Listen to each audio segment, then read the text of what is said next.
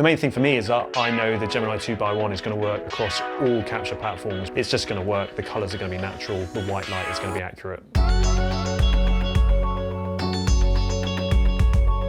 I'm Jamie Cairney and I was the Director of Photography on Sex Education for Netflix. My first read of this script for Sex Education, I found a story that was really beautifully written, full of texture and detail. And working with director Ben Taylor, I knew this was an opportunity to create something really special. We had a lot of fun creating the look of Sex Education. We drew heavily on the films of John Hughes, including The Breakfast Club and Ferris Bueller's Day Off, and also Richard Linklater's Dazed and Confused.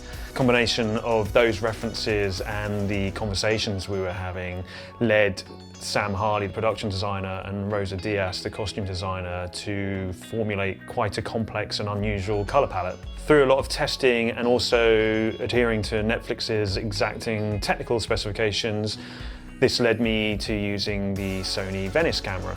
That testing proved to us that the Venice was much more capable of handling the colour palette that was being proposed by Sam and Rosa, but it was also much more natural in its reproduction of all skin tones, and that was really important to me. A big part of the testing process is lighting, and more these days, some of that time will be spent looking at LED fixtures. We set up a huge test at Panalux in West London and worked our way laboriously through the huge amount of LED fixtures that are now available to us. During the test, I found that the Gemini 2x1 was outperforming the other LED panels I was looking at.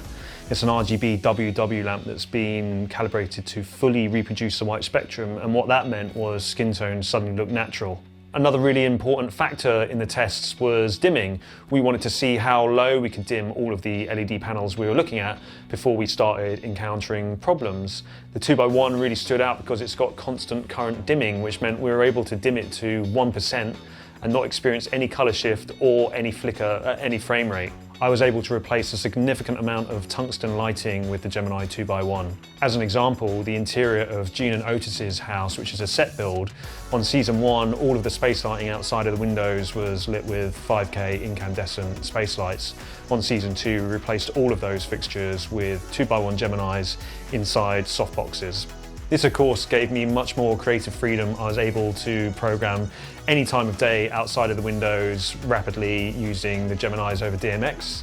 And it also allowed me to tune that lighting to match any exterior shots we'd shot on location. My electrical team really loved working with the Gemini 2x1. They really loved the fact that it's 7 kilograms lighter than the competition, and that's a big difference. They really loved the function panel on the back of the Gemini. It's really easy to access no matter how or where you've got the light rigged. You expect an LED panel to have all your favorite gels already programmed in, and the 2x1 is no exception. It's got over 300.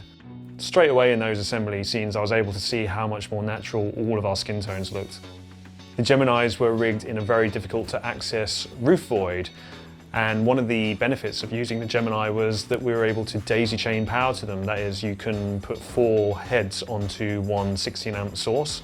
So that meant we only had to run a few cables up into the ceiling. Episode 8 sees the same hall turned into the setting for a futuristic performance of Romeo and Juliet. Those same Gemini 2x1s that we'd rigged into the ceiling for the assembly hall scenes were then used as the main source of colour for the lighting design of the play.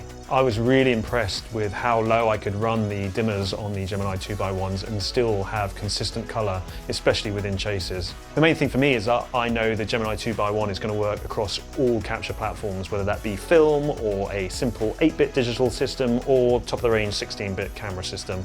It's just going to work, the colours are going to be natural, the white light is going to be accurate.